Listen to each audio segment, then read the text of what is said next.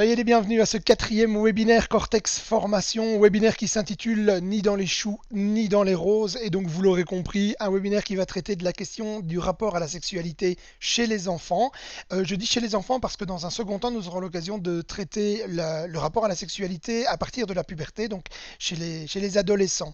Et pour ce faire, pour croiser nos regards, nous avons fait appel aujourd'hui à Valérie Doyen, qui fait partie de l'équipe de Cortex Formation, puisqu'elle est intervenante dans l'ensemble des activités, formation, théâtre, forum et autres proposées par Cortex Formation, mais elle est également sexologue en planning familial où elle accompagne la plupart de son temps des personnes justement dans le rapport à la sexualité et donc en ce compris des parents et des professionnels qui accompagnent des enfants et des adolescents autour de ces thématiques-là. Alors Valérie, elle intervient également dans le certificat universitaire de sexologie clinique à l'UCL, mais elle aura l'occasion certainement de nous en dire un petit peu plus tout à l'heure. Pour lancer ce croisement de regards, je propose de te céder la parole, Eric, et que tu puisses introduire et Valérie et la thématique que nous allons traiter aujourd'hui. Alors, le spécialiste, en tout cas, de la question, ce n'est pas moi. Donc, c'est Valérie. Donc, bonjour à toutes et bonjour à tous. En préparant le webinaire, le hasard fait parfois bien les choses. Je fais sans doute un peu comme chacun d'entre vous, dérouler le fil Facebook, un fil Facebook, et je tombe sur une blague qui est la suivante. Et c'est un petit gamin comme ça qui se retrouve avec son papa et qui dit à son papa, tiens papa, comment est-ce que je suis né moi, hein, comment est-ce que je suis né? Et son papa un peu décontenancé, un peu embêté, il dit, bah, écoute chou, hein, comme tous les petits garçons, hein, ta mère et moi on t'a trouvé dans les choux. Ah. Et réfléchit un peu et puis il dit, mais papa, ma petite sœur, comment est-ce qu'elle est née? Et le papa, toujours un peu, hein, vous voyez, un peu décontenancé, un peu mal à l'aise, il dit, bah, écoute, comme toutes les petites filles, hein, mon chou, on l'a trouvé dans les roses. Ah, et le gamin sort hein, comme ça et puis il va se coucher, hein, c'est le soir, et pendant la nuit, il fait un cauchemar et il se réveille et il va frapper à la porte de la chambre à coucher de ses parents qui sont évidemment occupés à autre chose qu'à regarder un documentaire sur Arte.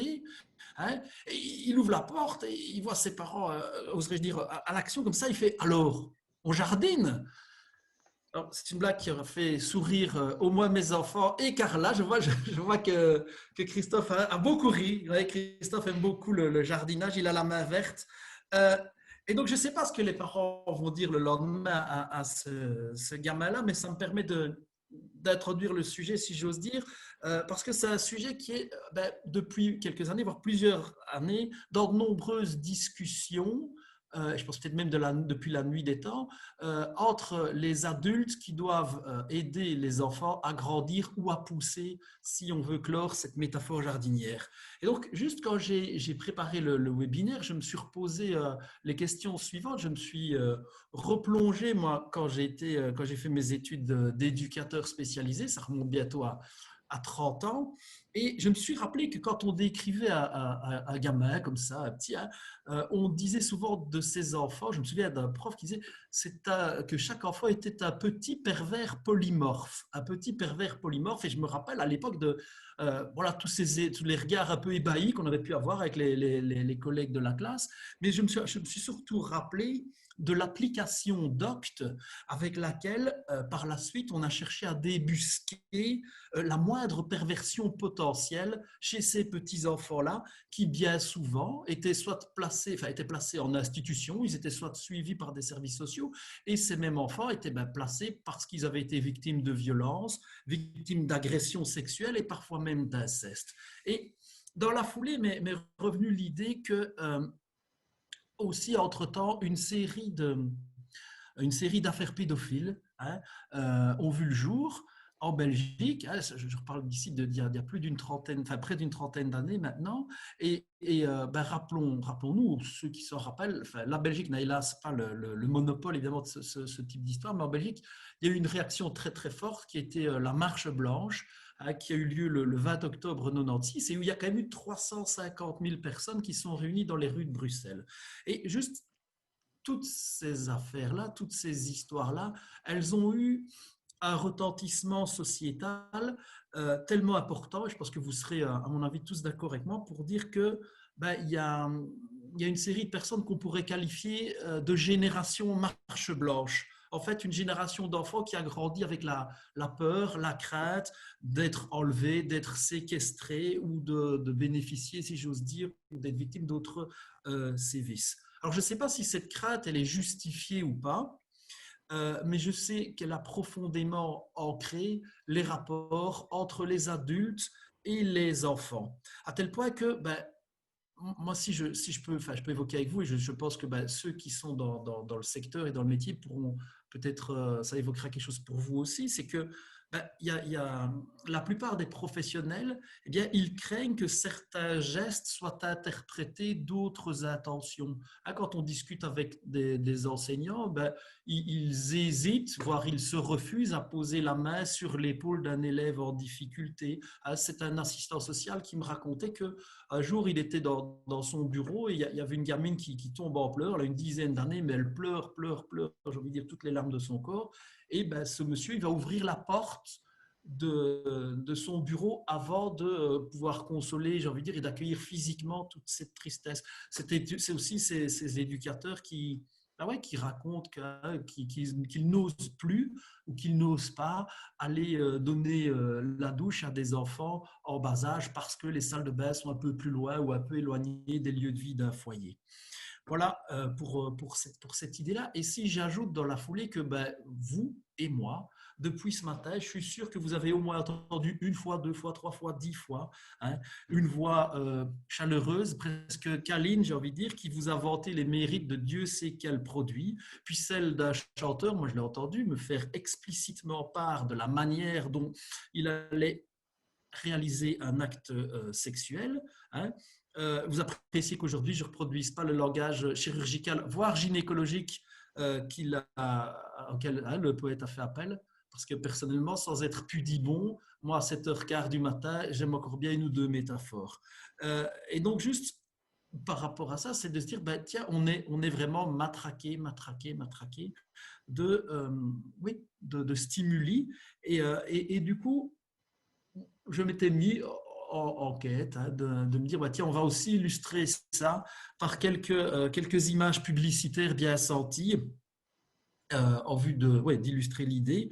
Et puis, je me suis dit bah, que j'avais pas envie de céder, qu'on n'avait pas envie de céder à propager une image ternie et irrespectueuse de la femme. Et je dis, bah, mon choix, et on en a parlé avec notamment Vincent et Valérie, notre choix, c'était pas de diffuser ce type d'image-là parce qu'on est suffisamment matraqué, envahi, et on est tous aussi conscients que bah, l'image de la femme qui est ainsi véhiculée, bah, peu importe le média, est irrespectueuse.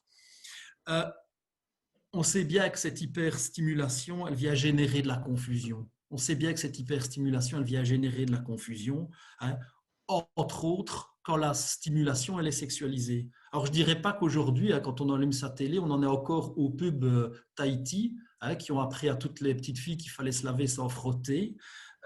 Mais il demeure quand même que l'ensemble de ces stimuli et le tableau que je viens de rapidement vous brosser, ben, ça peut rendre équivoque effectivement le moindre geste, la moindre attitude. Et donc c'est pour ça qu'on a fait appel à Valérie que je ne présente plus. Je te remercie Valérie d'avoir accepté de préparer en tous les cas tout ça, parce que c'est quand même du boulot. Et je voulais démarrer la fin d'après-midi comme ça en se posant la question avec toi. Bah tiens, finalement Valérie, comment est-ce qu'on fait pour faire la part des choses hein, comment est-ce qu'on fait pour trier? Comment est-ce qu'on fait pour comprendre certains comportements des enfants quand on y est confronté? Parce qu'on est bien d'accord, je le disais tout à l'heure, depuis la nuit des temps, les adultes, lorsqu'avec les enfants, ils doivent aborder des questions en lien avec la sexualité, ben, ils sont rarement très à l'aise. Je t'en prie. Ok, super. Merci Eric. Je vais vous partager mon écran avec, voilà, j'ai essayé de résumer au maximum puisqu'on n'a pas beaucoup de temps. Donc l'idée, c'est de revenir sur certains concepts et vous donner déjà un peu des pistes aussi, que ce soit dans vos lieux de travail, mais aussi dans vos vies personnelles, puisque vous pouvez aussi être parent. Et donc, ça peut quand même toujours aussi être intéressant. Je vais vous partager l'écran tout de suite. Alors là, justement, pour rebondir directement sur ce qu'Éric a dit, et donc le fait que la sexualité est un petit peu partout, hein, donc dans les chansons, dans évidemment aussi les publicités, Maintenant, j'ai envie de dire que ça a toujours été le cas. Hein. Si on écoute quelques chansons de Brassens, c'était quand même déjà bien aussi, c'est différent. Mais moi, quand je prépare un peu certains cours, bah, effectivement, Damso, c'est très cru. Mais Brassens parlait déjà pas mal de sexualité dans certaines de ses chansons. Donc voilà, donc quand on remonte Michel Sardou, Michel Delpech, donc c'est vrai, quand on fait un petit historique, l'hypersexualité était déjà dans beaucoup de publicités. Donc on ne va pas vous passer évidemment des images, on n'en avait pas besoin, mais je voulais juste vous définir ce que c'est l'hypersexualisation, parce qu'on en parle de beaucoup, et après je vais la différencier avec l'hypersexualité, parce qu'on a tendance des fois à mélanger les termes, et même après quand on travaille ou qu'on vit avec des enfants, et des adolescents aussi, hein, qui vont devenir adolescents, bah, je pense que c'est bien aussi de ne pas tout mélanger. Et donc l'hypersexualisation, je vous propose, bah, vous pouvez lire aussi la définition en même temps que moi. Donc c'est vraiment important de savoir que c'est avant tout un phénomène en fait qui consiste à donner un caractère sexuel, un comportement ou un produit qui n'en a pas en soi à la base.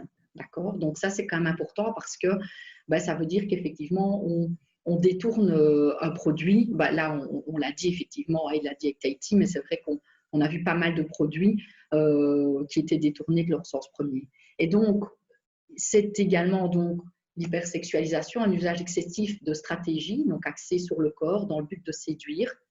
Et alors, bah là, je vous ai mis un auteur hein, qui a beaucoup travaillé sur l'hypersexualisation.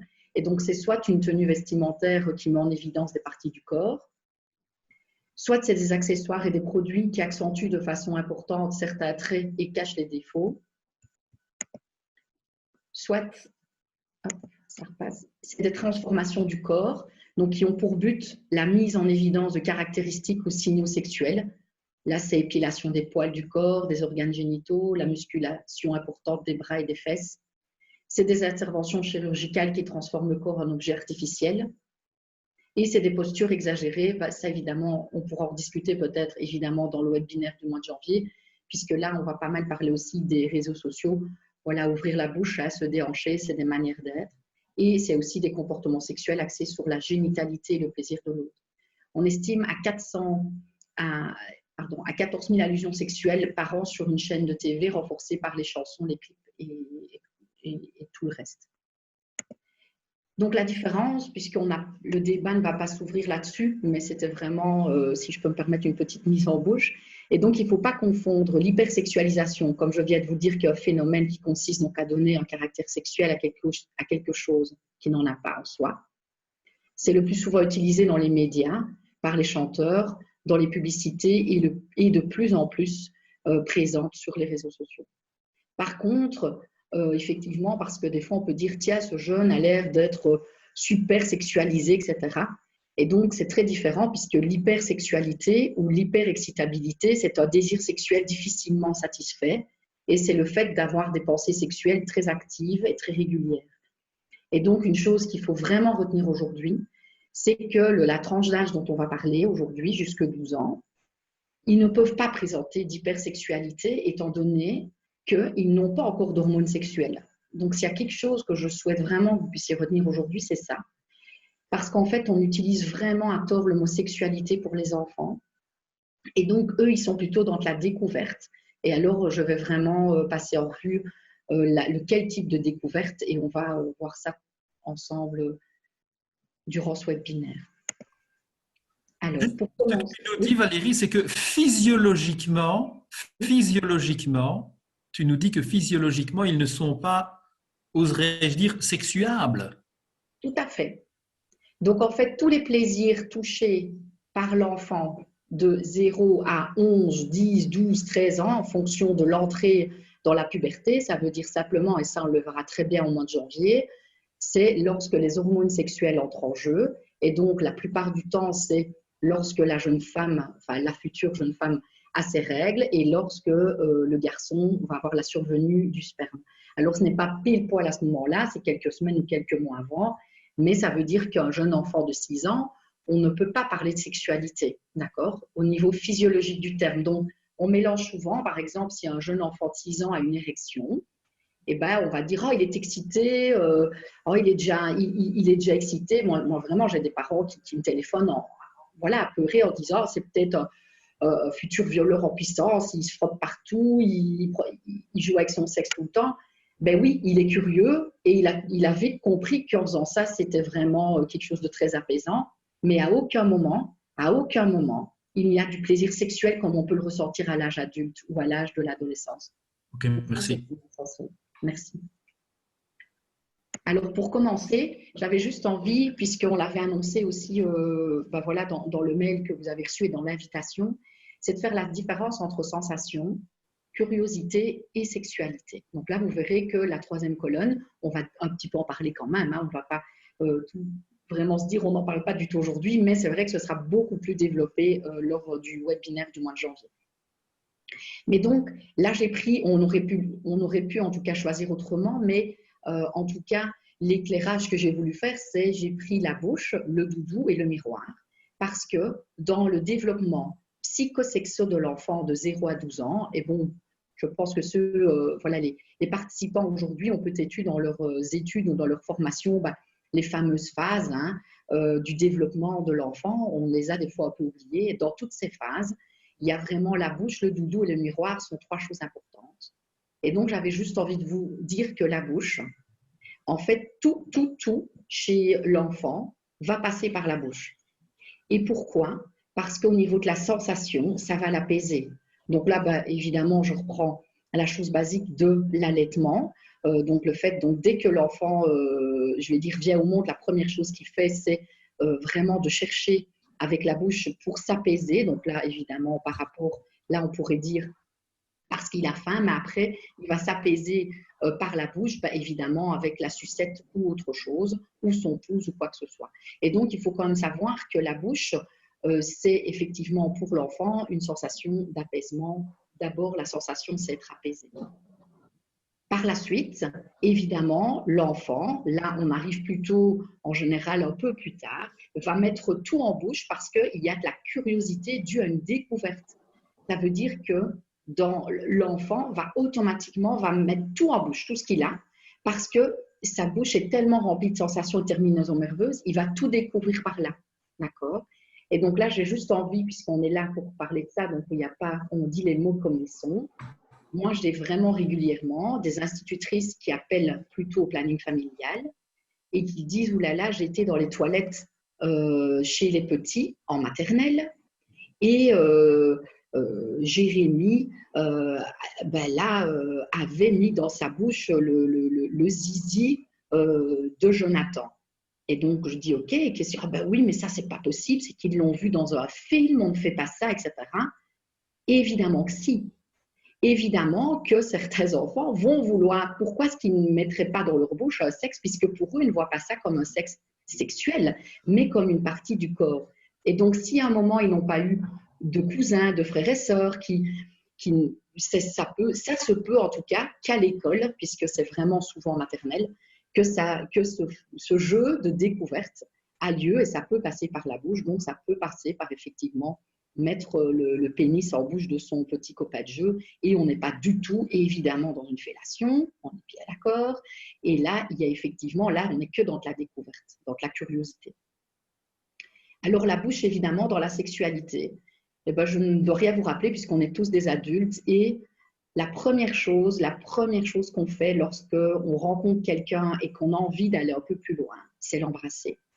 Et lorsqu'on embrasse quelqu'un, il y a une alchimie, et encore bien, pas avec tout le monde. Et là, de nouveau, parce qu'au niveau de la bouche, il y a des terminaisons nerveuses. Et là, il y a la bouche, c'est la première zone érogène. Et là, c'est par là que commence l'excitation et le désir sexuel. Et donc, c'est là qu'on découvre effectivement que quelque chose se passe en nous, une boule au ventre, on se dit, oh, c'est vraiment agréable. Et c'est là qu'on découvre effectivement une sexualité, un désir sexuel, parce que physiologiquement, on est entré dans la puberté. Voilà, par rapport à la bouche. Alors le doudou, ce fameux doudou. Alors ici, évidemment, maintenant, on sent évidemment le doudou au niveau marketing, il y en a beaucoup, mais le doudou a toujours existé, d'accord? Donc quand on remonte très loin dans les recherches, le doudou a toujours existé. Le doudou, c'est juste en fait un objet, hein, un objet.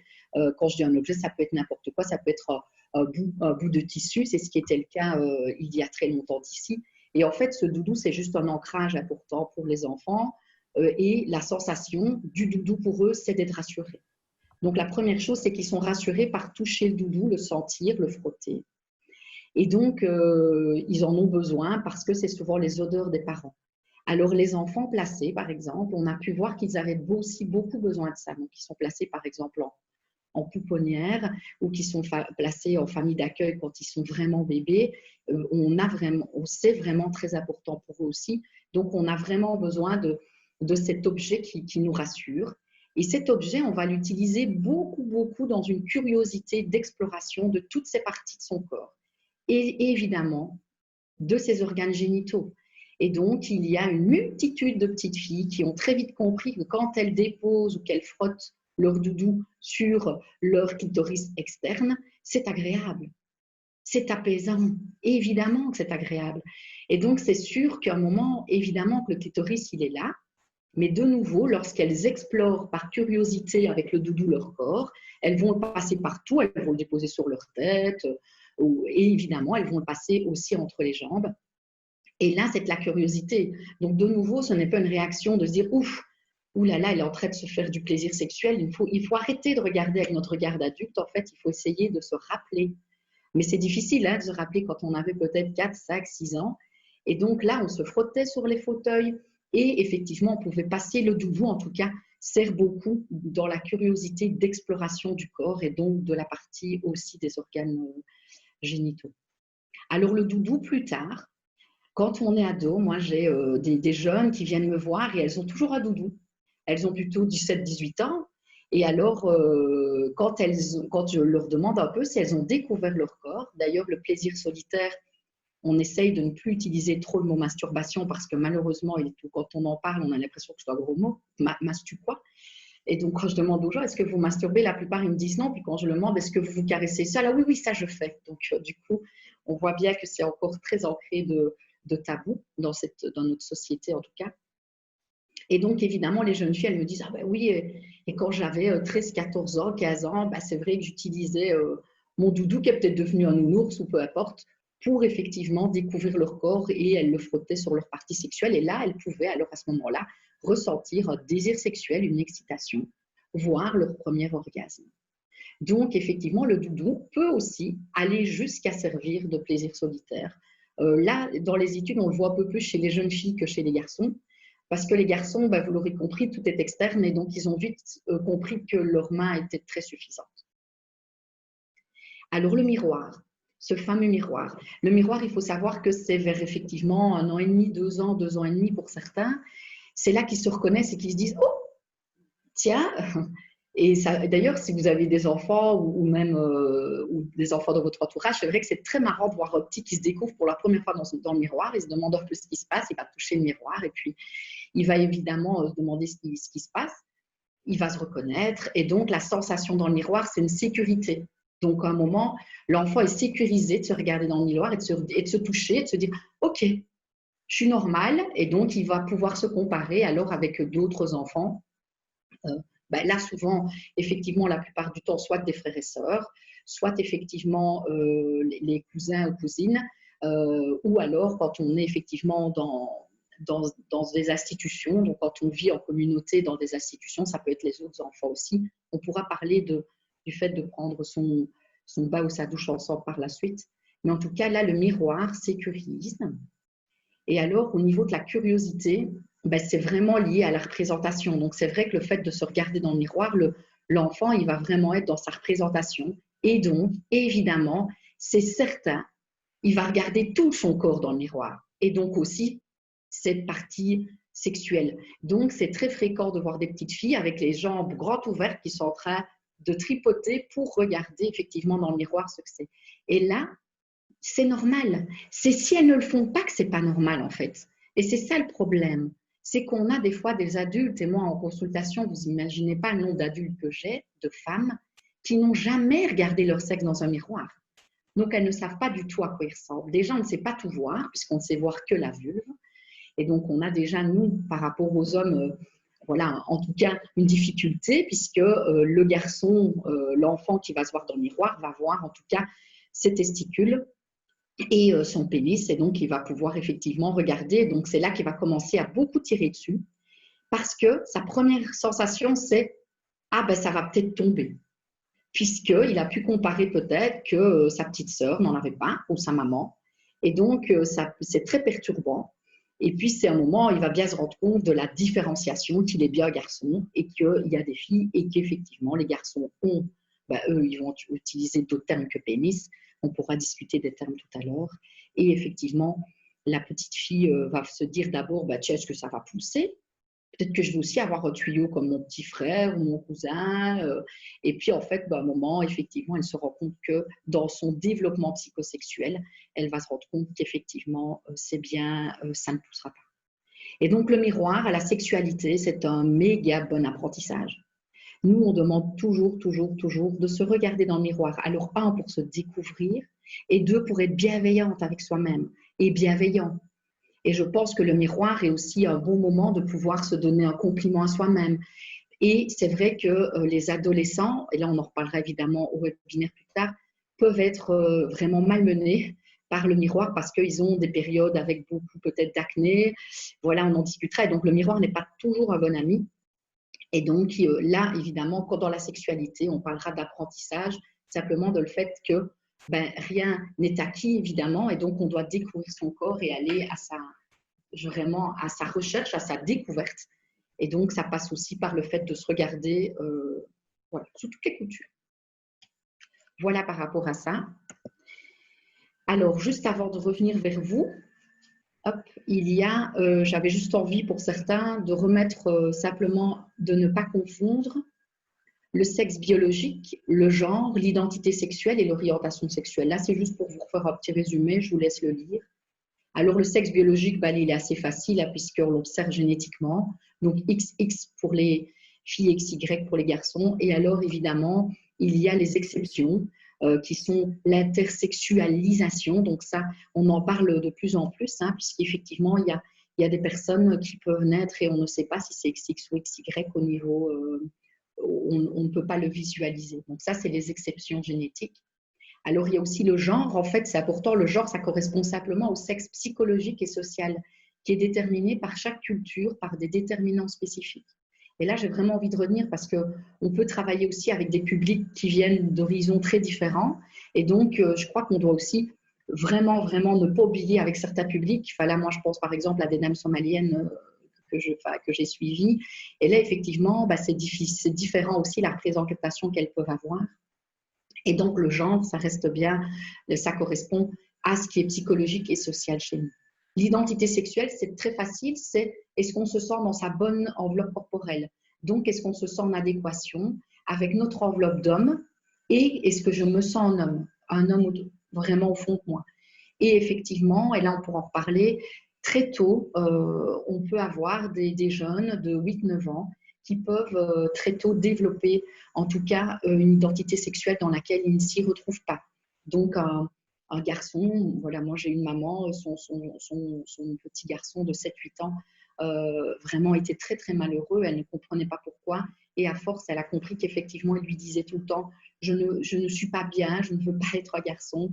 Et là, elle disait, ça va passer, mais en fait, non. Donc, ça ne passe pas, en fait. C'est un sentiment qui va naître très tôt et qui peut vraiment être là, voilà, durant toute notre vie, de ne pas se sentir dans le bon corps. C'est pas la même chose que se travestir, je le dis bien, ou porter des vêtements. Voilà, moi, j'ai des jeunes, effectivement, dans des foyers, un éducateur m'appelle, il me dit, oh, j'ai un jeune de 11 ans, il aime bien te mettre des robes de nuit, etc. C'est pas pour ça qu'on souffre et qu'on a un problème d'identité sexuelle, hein, d'accord? Il faut bien différencier les choses. Et l'orientation, là, je pense que ça vous connaissez, c'est le fait d'avoir une préférence. Et donc là, il y a la notion évidemment de désir sexuel qui peut arriver pour les hommes, les femmes ou les deux. Et moi, je pense que c'est important. J'ai juste envie de vous dire aussi qu'il ne faut pas oublier qu'on tombe avant tout amoureux d'une personne. Et donc, en fait, des fois, ça peut être un homme, des fois, ça peut être une femme. Et sur une vie, notre orientation sexuelle peut être très modulable. Donc, des fois, elle sera hétéro tout le temps, des fois, elle sera homo tout le temps, et des fois, elle sera les deux. Et ce n'est évidemment pas un choix, donc c'est vraiment effectivement quelque chose, on tombe amoureux et on tombe sous le charme ou sous, en tout cas, une excitation pour une personne, et cette personne, des fois c'est une femme, des fois c'est un homme. Voilà, par rapport à cette première petite partie, donc je vais revenir vers mes petits collègues. Ça.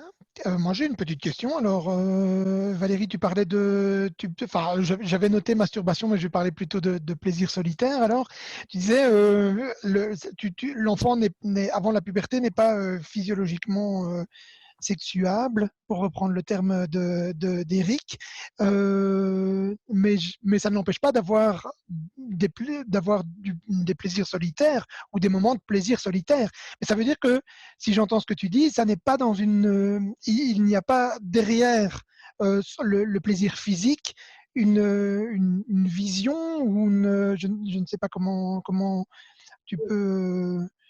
euh, Oui. En fait, il n'y a pas une dimension sexuelle. c'est ça. Donc, en fait, le nombre de petits enfants qui se tripotent parce que, mais qu'est-ce que c'est agréable. Et il faut savoir qu'il y a vraiment beaucoup de petites filles et de petits garçons, c'est leur anti-stress par excellence. Et ça doit des fois être même, il faut être attentif en tant que parent ou en tant qu'éducateur de se dire, bah tiens, là, si à un moment ils le font beaucoup, c'est peut-être un appel à l'aide aussi. Et c'est leur manière d'enlever un stress. Il faut savoir que stimuler le clitoris ou le sexe, c'est évidemment qu'il y a un plaisir. Ce que je veux dire, c'est que ce plaisir n'est pas connoté comme quand on a une imprégnation d'hormones sexuelles. Mais évidemment que c'est agréable. Hein. D'ailleurs, il y en a vraiment des petits-enfants qui sont un peu dans l'excès, on est bien d'accord.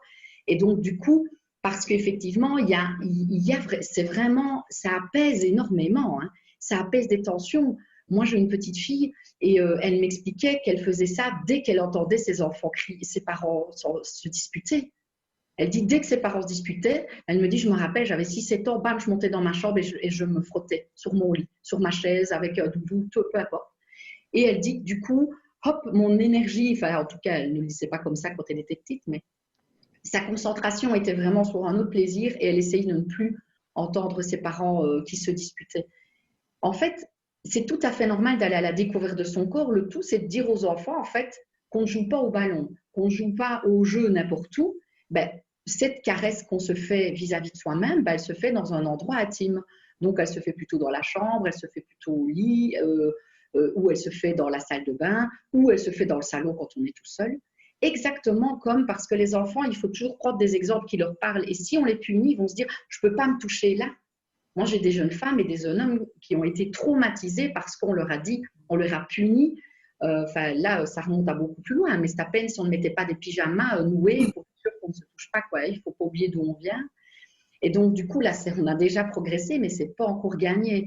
Et donc, il ne faut vraiment pas donner une image négative de se toucher nos organes génitaux, mais juste, on ne le fait pas n'importe où, tout comme on ne joue pas au ballon dans la salle à manger quand il y a 10 invités, quoi. Et donc, en fait, l'enfant, il peut comprendre si on lui dit, si on lui donne en tout cas des exemples qui sont des exemples d'enfants. Et donc, il se dit, ah ben oui, ok, c'est vrai, maman ne joue pas au foot là, donc je ne peux pas non plus mettre ma main dans mon pantalon et tirer sur mon zizi tout le temps. Ben non, c'est mieux quand tu es là ou là. Et là, l'enfant, il n'y a pas de souci. On ne lui interdit pas de le faire, tout comme on n'interdit pas de jouer au foot, mais il y a des règles. Puisqu'il n'y a pas cette dimension sexuelle, le fait que ça soit, enfin comment on réagit alors, puisque c'est comme jouer au ballon, c'est toujours moins drôle de jouer au ballon tout seul. Alors, et par rapport à ce plaisir solitaire, alors. Ah oui, le plaisir solitaire, parce qu'on verra qu'à deux, évidemment, parce qu'à un moment, ils ont vite compris que jouer à deux, à ça, c'était sympa aussi, évidemment, hein, les Ça enfants. dépend avec qui, hein. Donc, voilà. Oui, ça dépend avec qui.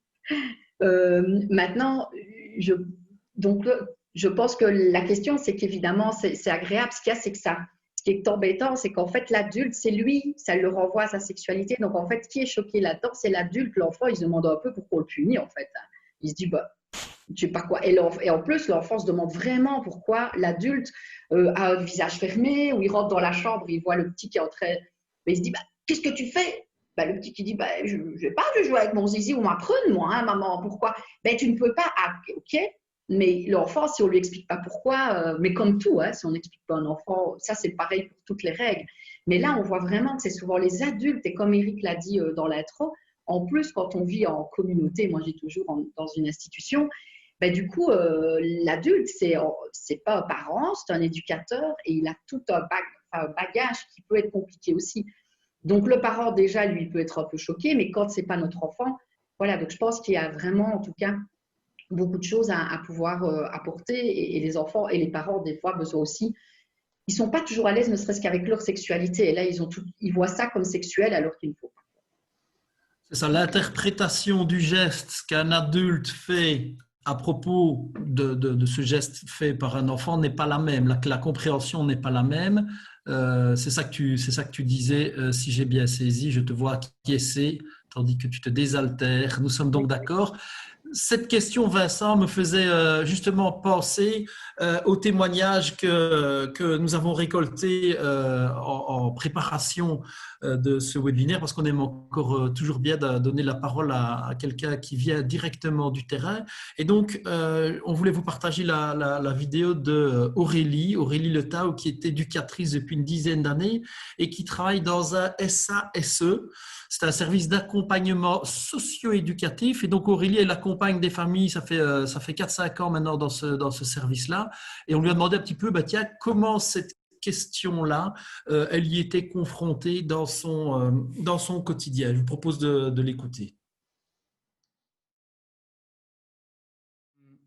On rencontre souvent ce genre de problématiques-là dans nos accompagnements, que ce soit par une inquiétude vraiment développée par le mandant, mais aussi parfois des inquiétudes amenées par les parents eux-mêmes par rapport à leurs enfants, ou alors par le réseau aussi, fatalement, qui gravite autour de l'enfant. Donc voilà, on n'a pas du coup de processus vraiment à proprement parler, vraiment par rapport à ces attitudes ou ces événements-là ou ces faits avérés. On n'a pas, nous, un devoir de surveillance directe des enfants. Je pense que ça change totalement la dynamique dans laquelle on peut être du coup, parce que ces structures-là, elles vont devoir peut-être être amenées à répondre dans la journée parfois, hein, dans l'heure, que sais-je, à apporter une réponse, une solution, à montrer, à prouver qu'ils ont fait quelque chose face à un événement qui a trait aux parties intimes, à la sexualité, à la découverte du corps. En fait, on ne sait parfois pas très bien. C'est juste qu'il faut faire quelque chose, il faut le faire vite, il faut apporter une réponse. Voilà, nous, on est souvent face à des intervenants qui ont peur de ne pas avoir fait assez, qui ont peur de mal faire, du coup, qui parfois font beaucoup et parfois pas spécialement en rapport avec le développement de l'enfant qu'ils ont en face de lui. C'est vrai que nous, mine de rien, en tout cas, on prend ce temps-là et cet espace-là parce qu'on a bien sûr une responsabilité envers les enfants pour lesquels on est mandaté, une responsabilité de protéger, mais aussi de questionner, de réfléchir avec les parents, de prendre du temps, voilà, de se poser des questions et de construire une réponse qui soit la plus adaptée à ce qui s'est passé et la plus adaptée aussi à leur famille et à l'enfant propre qu'on a en face de nous, en fait. Je pense qu'une école, parfois, n'a pas le temps de singulariser une intervention, n'a pas le temps de se poser la question de la globalité familiale et systémique. Enfin, il y a comme ça, parfois, on a l'impression une grande peur sur ces thèmes-là et une peur de mal faire et peur de ce que ça peut cacher, du sens que ça peut avoir. Enfin, on est vite là-dedans et en même temps, ils sont dans une urgence d'intervention parfois. Chose que nous, on peut se permettre de temporaliser quelque peu et en fonction de la gravité, bien entendu, nous, notre responsabilité, c'est aussi de prévenir l'autorité mandante et de réfléchir avec eux à quelle va être la meilleure solution pour l'enfant. Et du coup, on voit bien la différence, je trouve, enfin, la différence où les responsabilités se posent. Les responsabilités se posent différemment à différents endroits pour les écoles que pour nous, par exemple, ou que pour les autorités mandantes. Ça nous permet vraiment de se décaler un petit peu, d'aller vraiment au cœur des valeurs familiales, de comment ils fonctionnent et de comment ils voudraient fonctionner face à une attitude. Parfois, il n'y a rien à faire. Parfois, c'est juste comment les parents ils peuvent mettre des limites à leur enfant, des limites qui soient claires, comment on dit non, ça tu ne peux pas.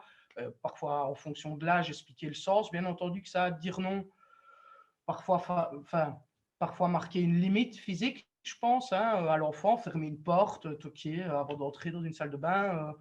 Enfin, nous, on est vraiment amené à refaire toute la palette de toutes ces questions-là, qui sont des questions de l'intimité, des limites, de la nudité, de la pudeur, du respect de soi et de son corps et de celui des autres. Enfin, on va traverser vraiment tout ça, mais alors on prend le temps de traverser tout ça et parfois on a aussi une légitimité si si on arrive à l'avoir inscrit dans notre mandat, que c'est enfin, quand je dis il faut, en effet, c'est il faut avec des guillemets, c'est ce qu'on entend.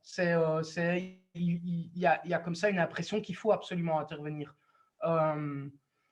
Et qu'il faut parfois en faire, parfois c'est une dramatisation de l'événement et parfois c'est beaucoup plus, ça a des conséquences plus fâcheuses au final, l'intervention, il faut absolument intervenir, que l'événement en tant que tel.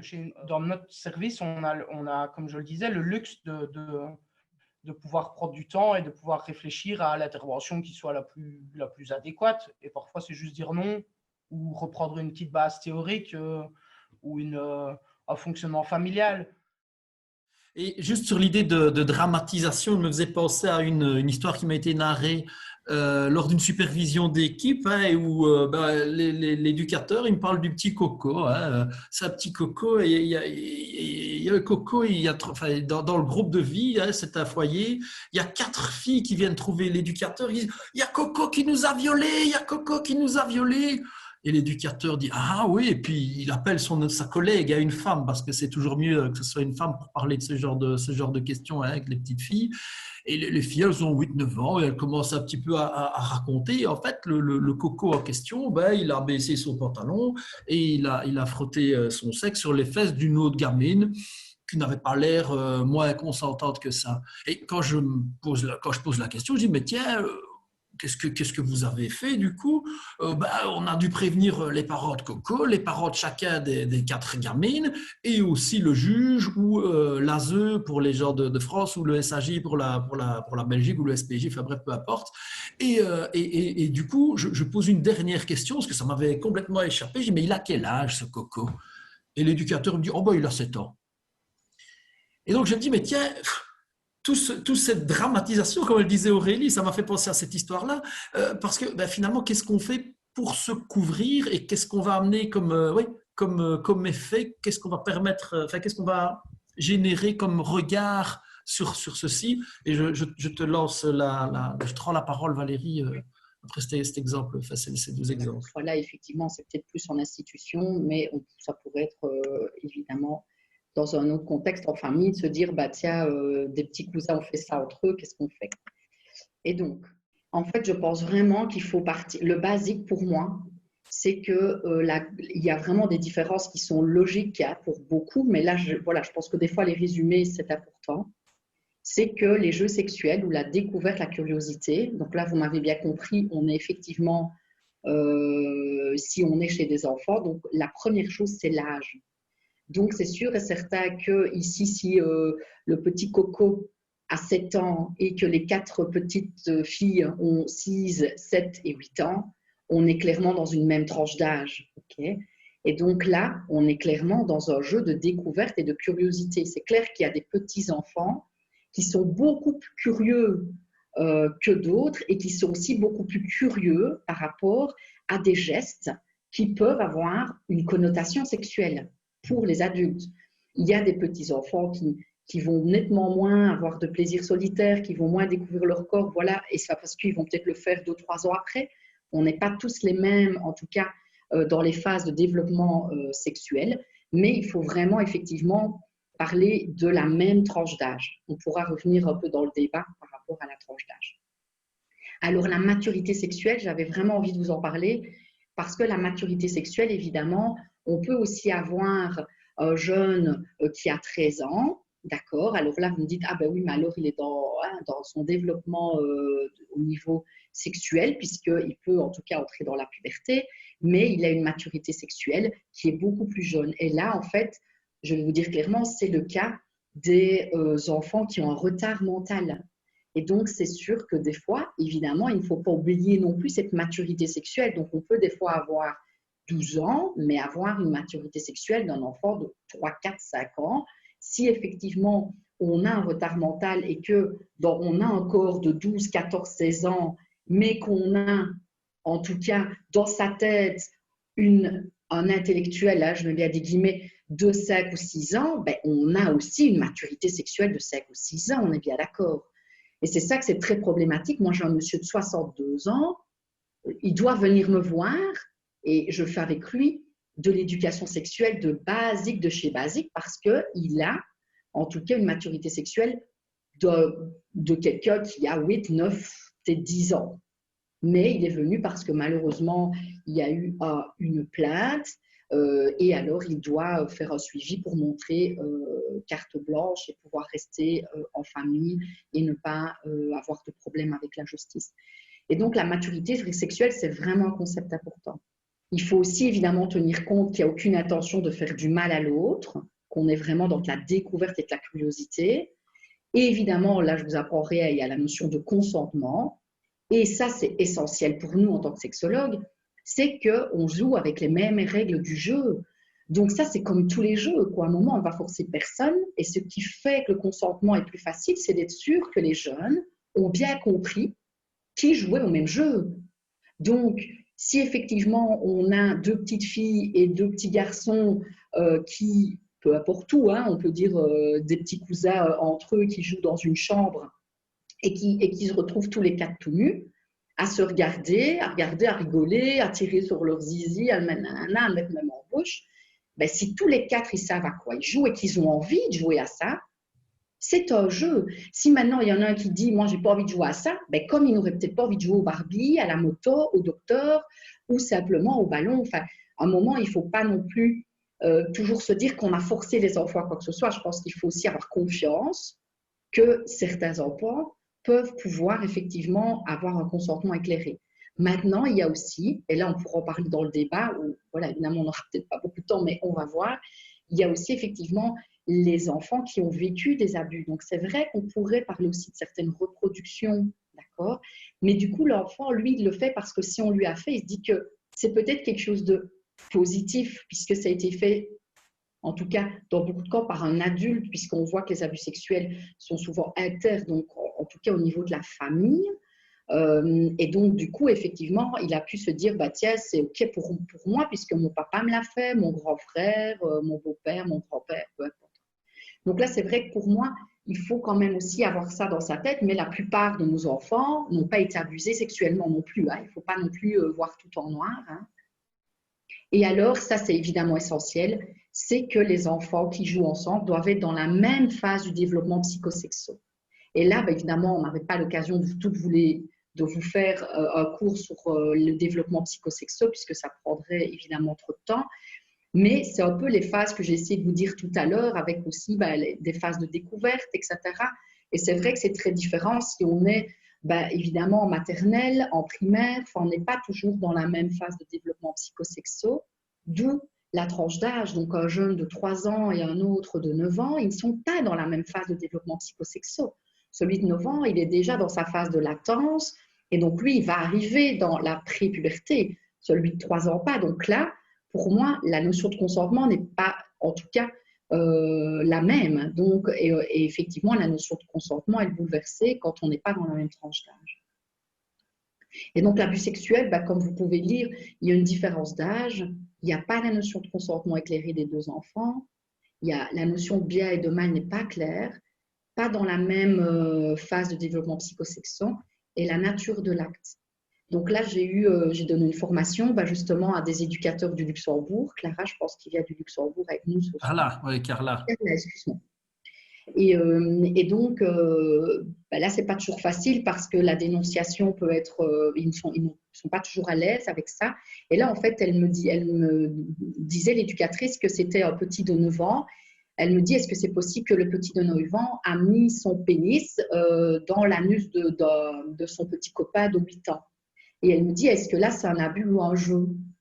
Et donc là, il y a aussi la nature de l'acte à prendre en compte dans un abus. Donc là, effectivement, elle me dit, est-ce qu'il avait une érection suffisante? Alors qu'évidemment, il peut avoir une érection à 9 ans, effectivement, que le sexe est en érection, puisque l'érection, ça reste un afflux de sang, hein, donc effectivement, les enfants ont plutôt une bonne santé. Et donc là, alors, effectivement, elle m'a dit très vite que ce petit était placé chez eux parce qu'il avait été abusé sexuellement par son oncle. Et donc, vraisemblablement, là, elle dit, il y a une reproduction. Et donc, je dis, mais justement, si vous stigmatisez le petit et qu'il y a une dénonciation, est-ce que vous imaginez, et là, je vais mettre ma dia suivante, le côté délétère pour l'enfant qui doublement va être puni. Il est déjà puni, il est placé, il est éloigné de sa famille. parce qu'il a vécu un abus qu'il ne comprend pas. Parce que là, il va le comprendre quand il sera peut-être en âge encore 2-3 ans, ou comprendre. Parce qu'il faut savoir que les jeunes abusés, c'est quand ils deviennent adolescents qu'ils comprennent que c'est sexualisé de nouveau. Hein. Autrement, jusque-là, le fait de recevoir un sexe dans son anus, on ne se dit pas que c'est pour l'adulte qui le fait, que c'est un plaisir sexuel. Hein, d'accord ? Et donc, quand il va le savoir, ça va déjà être compliqué. Et là, on va lui mettre en plus l'étiquette d'un futur agresseur, abuseur, violeur d'enfants, alors que c'est lui-même un enfant. Donc, je pense que quand ça me permet de vous dire que la dénonciation, c'est vraiment une vérification que si c'est un jeu ou une curiosité, et il y a une réflexion vraiment en équipe à avoir, des conséquences pour les enfants d'une dénonciation. D'où, nous, c'est vrai qu'on prend beaucoup de se faire aider souvent par une personne extérieure avant de prendre des décisions qui peuvent être très catastrophiques pour certains enfants. Donc, La plupart du temps, Valérie, ce qui se passe, c'est oui. qu'il y a à minima un rapport hein, dans ces institutions-là, ou même dans des gens qui font des suivis à domicile, c'est que il y a un rapport à l'autorité mandante, comme je le disais en intro, pour comme je disais pour l'histoire du petit Coco, les gens il faut un rapport à l'autorité mandante pour se couvrir, un peu comme dans le témoignage d'Aurélie, on va en faire plus pour être sûr qu'on n'a pas mal fait. Oui. Ah mais oui, et là évidemment que je comprends tout à fait leur niveau au niveau mandant, et c'est pour ça qu'à un moment, et là je vais jeter un pavé dans la mare, mais les éducateurs que j'ai, moi au téléphone, peu importe, ils ne sont pas formés à la sexo. Ils ne comprennent pas en fait, d'où l'importance que tous les professionnels puissent être formés pour pouvoir aussi expliquer à la personne mandante qu'ils ne vont pas dénoncer, mais pourquoi ils ne vont pas le faire. S'ils disent juste non, je ne dénonce pas, il faut pouvoir expliquer, il faut avoir aussi une argumentation quand même assez claire. Et donc là, il manque, ils le disent clairement, il manque cruellement de formation liée clairement au développement sexuel de l'enfant et de l'adolescent. Ils oublient aussi un peu le secret professionnel, mais ce n'est pas le débat du jour. Voilà. Et donc, comment intervenir? Là, je dirais quand même que ce soit pour les parents, évidemment, ou les éducateurs ou les autres professionnels, vous l'aurez compris, hein, je suis un peu contre la punition, on est bien d'accord. Donc, aucune punition, sinon évidemment dans la découverte. Vérifier le consentement avec les enfants. Donc, je pense que c'est vraiment important parce que l'enfant, il a vu que l'adulte avait une réaction. Hein. Et alors, du coup, laisser ça comme ça ne va pas. Et donc, c'est d'en reparler le lendemain ou le soir même et dire à l'enfant, bah oui, tu as vu, j'ai un peu réagi, voilà, j'ai ouvert la porte, je t'ai vu, j'étais un peu étonnée mais voilà, je voulais juste voir si toi, le jeu que tu jouais avec ton petit cousin, ta petite sœur, ton pote, peu importe, et être sûr effectivement qu'il était d'accord de jouer et d'ouvrir la porte avec un échange avec l'enfant. Je pense que malheureusement, on est encore trop lié à du tabou personnel qui fait qu'on a du mal à parler d'intimité. Là, je le dis exprès, pas sexualité, mais intimité et découverte corporelle avec ses enfants, alors qu'on gagnerait alors vraiment beaucoup si effectivement, dès le début, on démystifiait les choses. Voilà. Corps délégué, là, je pense que j'ai dit, c'est les formations de base, hein, effectivement. Des fois, on a besoin de relais et je pense que c'est bien de pouvoir se dire qu'on passe la main aussi. Oui, dans des équipes d'éducateurs, par exemple, ici en Belgique, il y a plusieurs équipes voilà, dans lesquelles j'ai pu intervenir. Et alors, ils ont décidé d'avoir un référent sexo. Donc, une personne plus à l'aise, l'assistant social, un éducateur, la psychologue. Et alors, quand il y avait en tout cas quelque chose qui touchait l'intimité du jeune ou la sexualité d'un ado, et du coup, on pouvait se tourner vers ce référent qui, lui, prenait ses renseignements et puis revenait vers l'équipe et voyait un petit peu comment il fallait intervenir. Donc, on n'intervient jamais à chaud pour pouvoir effectivement faire un relais et ne pas intervenir non plus avec nos représentations de la sexualité. Bon, je vais revenir vers vous pour les questions et mais vous pourrez les avoir. Là, je vous ai mis, ça c'est vraiment des chouettes bouquins pour parler de la sexualité avec les enfants 0-11. Alors, là, pour moi, le guide du sexuel, on est plutôt la prépubère. Hein. Tandis que Éléphantine, Renardo, là, c'est pour vraiment très jeunes et sur en dessous, vous voyez les âges. Voilà, n'hésitez pas, ou même si vous avez voilà, un complément d'information, voilà, une situation, c'est pas non plus toujours des questions. Hein, donc, et alors, bah là, évidemment, ça c'est, vous savez peut-être que Jean-Yves Hayet est un petit peu la personne de référence pour la sexualité des enfants, donc il a écrit un très chouette livre. Hein, d'ailleurs, voilà, les choses que j'ai pu vous partager aujourd'hui sont ma clinique, tout ce que les professionnels ont pu me dire voilà, depuis une dizaine d'années où je donne des formations plus axées effectivement sur la sexualité des enfants et des adolescents. Et voilà, donc un petit chouette livre intéressant. Et alors, vous pouvez aller sur le site de Jean-Yves Hayet, il y a plein de documentation. Donc ça, c'est plutôt au niveau pour les professionnels ou les parents. Et là, on est bien d'accord pour les enfants. Mais ne confondons pas. Hein. L'éléphantine, c'est vraiment, ça explique le clitoris. Donc, c'est une petite histoire sur le clitoris. Et Renardo, c'est la version masculine. Ça vient de sortir, ces deux-là, depuis 1 an et demi, 2 ans maintenant. Merci. On remettra évidemment les références bibliographiques sur la page Facebook et sous la vidéo sur la chaîne YouTube de Cortex Formation. Est-ce qu'il y a des questions, des commentaires? Moi, j'ai juste quand même aussi envie de rajouter qu'avec ma casquette de sexologue, j'ai plutôt les ados et en thérapie individuelle des jeunes adultes. Et je vous assure qu'il y a des jeunes adultes hommes, c'est très poignant parce qu'ils ont vécu des choses difficiles. On leur a mis des étiquettes d'abuseurs, d'agresseurs. Et c'est difficile pour eux, quoi. Ils ont vécu des réels traumas. Moi, je travaille en hypnose avec eux pendant des séances entières pour qu'ils reprennent confiance en eux et parce qu'un éducateur ou une personne qu'ils ont croisé leur ont dit un mot qui était voilà, tu es un délinquant sexuel. Je pense qu'on ne se rend pas compte que les termes qu'on utilise vont avoir une portée énorme pour toute la vie d'une personne, quoi. Et enfin, Julia qui est là à mon avis, pourrait en témoigner avec peut-être voilà, des personnes effectivement, et même à qui, voilà, même si à un moment on passe à l'acte, je pense qu'il y a autant de travail à faire avec, voilà, je passe un peu avec autant les victimes qu'avec les abuseurs. Donc je pense que vraiment, moi j'aime beaucoup de me dire qu'on travaille avec les deux parce qu'il y a une souffrance chez les deux. C'est parce que souvent on est plus du côté de la victime, mais je n'ai pas de souci avec ça, mais je pense que des fois, voilà, il faut aussi pouvoir se mettre de l'autre côté et pouvoir travailler des fois. Alors des fois avec certains c'est possible, des fois c'est plus compliqué, hein, on est bien d'accord. Mais voilà, il ne faut pas non plus oublier voilà, que ça reste des êtres humains avant tout et peu importe le parcours de vie, pas peu importe, mais qu'il faut pouvoir en tant que professionnel se mettre au de niveau. Laurence fait un commentaire que je vous lis. J'interviens en conseil auprès des enseignants du primaire et le problème récurrent, c'est que les enseignants ne sont pas formés et leur première réaction stigmatise beaucoup les enfants. Souvent, ils le sont dans l'idée que les enfants sont victimes d'abus sexuels et reproduisent cela. Est-ce qu'il y a un livre qui pourrait être conseillé pour les professionnels comme les enseignants, ou voire même certains éducateurs?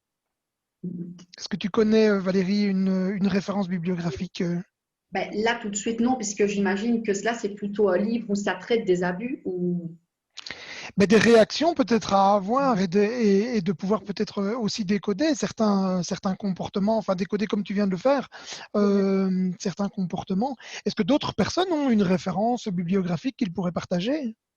On l'a évoqué, mais les livres de Hayet sont vraiment une référence en la matière. Ou de Becker aussi. Et sinon, Laurence, je pense que Valérie serait entièrement d'accord de faire un petit voyage jusqu'en Drôme dès que les frontières seront ouvertes et qu'elle ne devra pas faire de quarantaine pour revenir. Par contre, Laurent, elle est totalement disposée, n'est-ce pas Valérie? Oui. Ah. Oui, on ne peut pas dire non, hein, chef. Non, oui. Non, mais voilà. Mais Laurence, par contre, les enseignants, c'est vrai que ça, moi, ils me viennent, je ne les vois pas, mais par contre, au téléphone, on en a quand même régulièrement. Là, plutôt au planning, parce qu'ils sonnent un peu affolés et on est affolés, quoi. Donc là, c'est autant moi que mes collègues qui gèrent, hein, puisqu'elles sont en tout cas formées aussi aux animations, à la vie relationnelle, affective et sexuelle. Mais là, c'est clair que dans le cursus scolaire des enseignants, il y a quelque chose vraiment de super manquant, quoi. Et voilà, elles font avec tout ce qu'elles ont, hein. Il n'y a pas du tout de critique. Moi, j'ai des enseignants vraiment en tout cas dans mon entourage. Et par exemple, ici à Beaufailly, il y a eu une soirée. Une de mes collègues là, a été donner une soirée pour les parents. Et donc, je pense que les enseignants étaient là aussi sur effectivement comment parler de sexualité à nos enfants. Et donc, c'est vrai qu'on aimerait que de plus en plus, effectivement, les enseignants peuvent avoir, parce qu'ils ont des journées pédagogiques, et de plus en plus, je pense qu'il y aurait en tout cas un créneau à proposer une journée pédagogique sur effectivement simplement l'évolution psychosexo, et un peu ce qu'on vient de se dire aujourd'hui, mais en un peu plus large avec une journée ou deux. Quoi. Là, il y a un créneau. Ouais. Je ne sais pas si on m'entend du coup. On vous entend, Laurence. Oui, parce que je voulais juste réagir. En fait, moi, je suis assistante sociale et donc du coup, je suis amenée à faire le conseiller technique sur ces questions-là auprès des enseignants du primaire. Et j'étais très surprise au début quand j'ai démarré parce qu'effectivement, les enseignants, bon, évidemment, il y a la grosse machine derrière d'éducation nationale où il faut signaler, etc., les informations préoccupantes, enfin, tout pataquès, quoi. Et de la couverture, en fait, hein, c'est-à-dire que moi, j'ai vu écrit dans mes premières interventions le retour des enseignants aux inspecteurs où c'était marqué la conseillère technique nous a dit de ne pas signaler. Enfin, c'était impressionnant quand même tout ce poids hein, qu'ils avaient, parce que moi j'étais surprise quand même de découvrir des situations de ce que vous racontez, où effectivement bah, les enfants ils découvrent, hein, ils s'amusent, c'était dans les toilettes ou sous la table lors d'un goûter, où à un moment donné les adultes n'avaient plus l'œil sur ces petits-là, et tout de suite c'était l'affolement en fait quoi. Et c'est pour ça, je me dis, bon, moi, je ne suis pas formée forcément à tout ce que tu… Enfin, j'excuse, je tutoie du coup à tout ce que tu disais, Valérie, mais de par mon métier, forcément, je me suis formée sur la sexualité des enfants, des adolescents. Et quand je leur dis, mais la sexualité adulte et la sexualité enfant, ça n'a rien à voir, enfin, on n'est pas sur le même registre. Et ben, ça les dépasse un petit peu, en fait. Et c'est pour ça que je me disais, mais est-ce qu'on ne peut pas leur conseiller des lectures ou un écrit ou peut-être juste un article, j'en sais rien, mais quelque chose qui est vraiment solide, qui leur montre, bah oui, regardez, ça, vraiment la sexualité des enfants, ça n'a rien à voir avec une sexualité adulte, le désir sexuel. Enfin voilà, c'était plus pour ça, pour pouvoir les rassurer, parce que eux, ils ont tout de suite la peur, bah, si je rate quelque chose, on va me tomber dessus, en fait. C'était plus par rapport à ça. Quoi. Ouais. Oui, il y a de la peur, hein. Ça je l'entends. Oui. Eric, tu voulais intervenir? Je voudrais juste ajouter, Laurence, je pense, pour quand même connaître un peu le contexte français, il y a quand même cette obligation de signalement, les informations préoccupantes et tutti quanti, qui pèse beaucoup plus sur les épaules même des enseignants et de tout un chacun, pardon, de toute la chaîne d'intervention en France. En Belgique, je dirais pas qu'on est… Enfin, c'est quand même un peu plus light, en tous les cas, sur ce que je me permettrais d'appeler une forme de dénonciation ou d'invitation à la dénonciation qui est fort présente en France. Voilà. Après.